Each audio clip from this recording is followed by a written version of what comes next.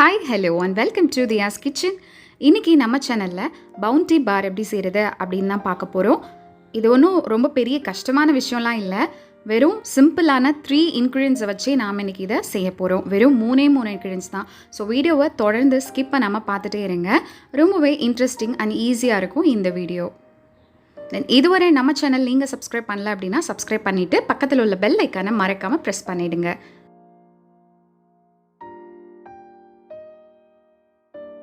Okay, இப்போ குயிக்காக வீடியோக்குள்ளே போயிடலாம். நான் இன்றைக்கி ஒரு முழு தேங்காய் எடுத்து அதை நல்லா துருவி எடுத்து வச்சுருக்கேன். நல்லா கிரேட்டட் கோகோனட். இதில் அந்த பேக் சைட் ப்ரௌன் கலரில் தெரியும்ல, அந்த ஓடு மாதிரி இருக்கிறது எல்லாத்தையும் எடுத்துடலாம். ஏன்னா நல்லா ஒயிட்டாக இருந்தால் தான் நமக்கு நல்லாயிருக்கும். அதுக்காக தான் இப்போது இது எல்லாத்தையும் மிக்சர் ஜாரில் ஆட் பண்ணிக்கலாம். நல்லா ஒரு பிளெண்ட் கொடுத்துட்டு நல்லா ஒரு கோர்ஸ் பவுடராக வரும். எல்லாமே வந்து ஒன்றோட ஒன்றா மிக்ஸ் ஆகி ஒரு கோர்ஸ் பவுடராக நமக்கு கிடைக்கும். ஸோ அது வரை நல்லா பிளெண்ட் பண்ணி எடுத்துருங்க. இதோ இந்த மாதிரி தான் இருக்கும். ரொம்ப மாவு மாதிரி ஆக வேண்டாம். நல்லா இந்த மாதிரி 1-2 இருந்தால் போதும். ஸோ இப்போ இதை என்ன பண்ண போகிறோம் அப்படின்னா, ஒரு பேனில் இதை போட்டு நல்லா ட்ரை ரோஸ்ட் பண்ண போகிறோம். வேறு எதுவும் ஆட் பண்ண தேவையில்லை. மிக்ஸி வந்து நீங்கள் அரைக்கிறப்போ தண்ணி எதுவும் சேர்க்க வேண்டாம். வெறும் தேங்காய் மட்டும் துருவி எடுத்து அதை இந்த மாதிரி நம்ம ட்ரை ரோஸ்ட் பண்ண போகிறோம். நம்ம ட்ரை ரோஸ்ட் பண்ண இதில் உள்ள அந்த மாய்ஸ்சர்லாம் போயிட்டு நல்ல உதிரியாக நமக்கு கிடைக்கும். பாருங்கள், இந்த மாதிரி பேன்லேயே ஒட்டாமல் நல்ல பவுடர் மாதிரி கிடைக்கும். நீங்கள் இதை பார்த்துருப்பீங்க, டெசிகேட்டட் கோகோனட் ஹனி கேக்லலாம் வந்துட்டு மேலே வந்து தூவி கொடுத்துருப்பாங்க. அப்புறம் நிறைய சாக்லேட்ஸ் எல்லாம் மேலே வந்து போட்டிருப்பாங்க. இது பேர் தான் வந்து டெசிகேட்டட் கோகோனட். இப்போ நம்ம இதை ரெடி பண்ணியாச்சு. நல்லா ஆற விட்டுருங்க. இது சூடாகவே இருக்கக்கூடாது. நல்லா ஆறினதுக்கு அப்புறமா மில்க் மெய்டு ஆட் பண்ண போகிறோம். மில்க் மெய்டு வந்து ஒரே நேரத்தில் ஆட் பண்ணிடாமல் கொஞ்சம் கொஞ்சமாக தேவைக்கு ஏற்ற மாதிரி கொஞ்சம் கொஞ்சமாக ஆட் பண்ணி நல்லா மிக்ஸ் பண்ணிக்கலாம். இது வந்து நல்லா நம்ம கையில் வந்து எடுத்து பிடிச்சோம் அப்படின்னா கொழுக்கட்டை பிடிப்போம்ல, அந்த மாதிரி ஒரு ஷேப் நமக்கு கிடைக்கணும். ஸோ அது வரை நல்லா மிக்ஸ் பண்ணலாம். உங்களுக்கு தேவையான அளவு மில்க் மெய்டு சேர்த்துக்கோங்க. ஏன்னா தேங்காய்க்கு ஏற்ற மாதிரி தான் நம்ம சேர்க்க முடியும். இப்போ நல்லா மிக்ஸ் ஆகிடுச்சு. இப்போ இதை வந்து ஒரு பாக்ஸில் ட்ரான்ஸ்ஃபர் பண்ணிடலாம்.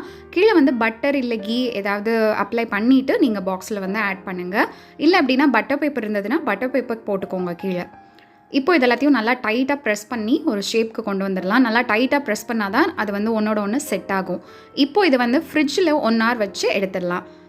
சப்போஸ் 1 hourல செட் ஆகலை அப்படின்னா கூட கொஞ்சம் நேரம் வச்சுக்கோங்க, ஒன்றும் ப்ராப்ளம் இல்லை. இப்போ அடுத்த ஸ்டெப் என்ன அப்படின்னு கேட்டிங்கன்னா, சாக்லேட் மெல்ட் பண்ண போகிறோம். நம்ம டபுள் பாய்லர் மெத்தடில் தான் மெல்ட் பண்ண போகிறோம். ஆல்ரெடி வந்து நான் சாக்லேட் வீடியோலாம் போட்டிருக்கேன். நீங்கள் வந்து ட்ரை பண்ணி பாருங்கள். ஸோ லிங்க் வந்து மேலே கொடுக்குறேன், செக் பண்ணிக்கோங்க. கீழே வந்து நல்லா தண்ணியை நல்லா கொதிக்க வச்சுட்டு மேலே ஒரு ஹீட் ரெசிஸ்டண்ட்டான பவுல் வச்சுட்டு அது மேலே சாக்லேட் போட்டுக்கலாம். நீங்கள் எந்த சாக்லேட் வேணாலும் போட்டுக்கலாம். நல்லா மிக்ஸ் பண்ணிகிட்டே இருந்தோம் அப்படின்னா இந்த மாதிரி நல்லா மெல்ட் ஆகி வந்துடும் சாக்லேட் எல்லாமே. சாக்லேட் வந்து டிரெக்டாக மெல்ட் பண்ணாதீங்க, இந்த மாதிரி மெல்ட் பண்ணி எடுத்து வச்சுக்கோங்க. இப்போ நம்ம ஃப்ரிட்ஜில் வச்சோம் இல்லையா செட் ஆகிறதுக்காக அந்த கோகோனட் ஸ்டஃபிங், அது ரெடி ஆகிடுச்சு. இப்போ இது வந்து நல்லா பீசஸ் போட்டுடலாம். பவுண்டி பார் வந்து ஒரு மாதிரி ரெக்டாங்குலர் ஷேப்பில் தான் இருக்கும் இல்லையா, ஸோ அது மாதிரி நம்ம பீசஸ் போட்டுக்கலாம். இப்போ நமக்கு தேவையான எல்லாமே ரெடியாக இருக்குது. நம்ம ஃப்ரிட்ஜில் வச்சு எடுத்து அந்த ஸ்டஃபிங் கோகோனட் இருக்குது, அதை எடுத்து நம்ம சாக்லேட் அந்த சிரப்பில் போட்டு நல்லா டிப் பண்ணி எல்லா பக்கமும் கோட் ஆகிற மாதிரி எடுத்து ஒரு தனியாக ஒரு பேப்பரில் வச்சுக்கோங்க. ஒரு பிளேட்டில் நான் இன்றைக்கி பட்டர் பேப்பர் போட்டிருக்கேன் பிளேட் மேலே, ஸோ அது மேலே வைக்கிறேன். இதே மாதிரி எல்லா கோகோனட் பார்ஸையும் இந்த மாதிரி சாக்லேட்டில் டிப் பண்ணி எடுத்து வச்சுக்கோங்க.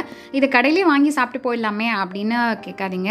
சும்மா ஒரு ஆசை தான். இதெல்லாம் வந்து நம்ம வீட்டில் செய்ய முடியுமா அப்படின்ற கொஸ்டின் போய் கண்டிப்பாக இதை நம்மளாலையும் வீட்டில் செய்ய முடியும் இல்லையா. ஸோ வீட்டிலே செஞ்சு சாப்பிட்றப்போ அதில் ஒரு ஹாப்பினஸ் தனியாக இருக்கும். ஸோ இப்போ நமக்கு ரெடி ஆகிடுச்சு. இப்போ இது எல்லாத்தையும் வந்து ஒரு 3-4 மணி நேரம் ஃப்ரிட்ஜில் வச்சு எடுத்துடலாம். ஃப்ரீசரில் வைக்கவே வேண்டாம். நீங்கள் நார்மலாக ரேக்கில் வச்சு எடுத்திங்கனாலே நல்லா நமக்கு செட் ஆகிடும். இப்போது எனக்கு 4 hours அப்புறம் எடுத்திருக்கேன். நல்லா செட் ஆகிடுச்சு. வெறும் 3 இன்க்ரீடியன்ஸ்லேயே நம்ம இதை செஞ்சிடலாம். ஆக்சுவலாக ரியல் பவுண்டி பார் வந்துட்டு நிறைய இன்க்ரீடியன்ஸ் ஆட் பண்ணி செய்வாங்க. இது நம்ம இன்ஸ்டண்ட்டாக நம்ம வீட்லேயே செய்கிறது. ஸோ இந்த மாதிரி நம்ம இன்றைக்கி செஞ்சு எடுத்து வச்சுருக்கோம். இப்போ இந்த கார்னர்ஸ் எல்லாத்தையும் கட் பண்ணி எடுத்துக்கலாம்.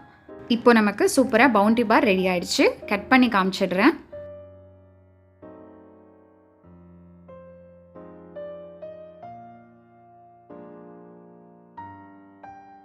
இந்த வீடியோ பிடிச்சிருந்தது அப்படின்னா லைக் பண்ணிவிட்டு மற்றவங்களுக்கும் ஷேர் பண்ணுங்கள். இன்னொரு நல்ல வீடியோவில் உங்களை நான் மீட் பண்ணுறேன். Until then, take care and bye-bye. Thank you so much for watching.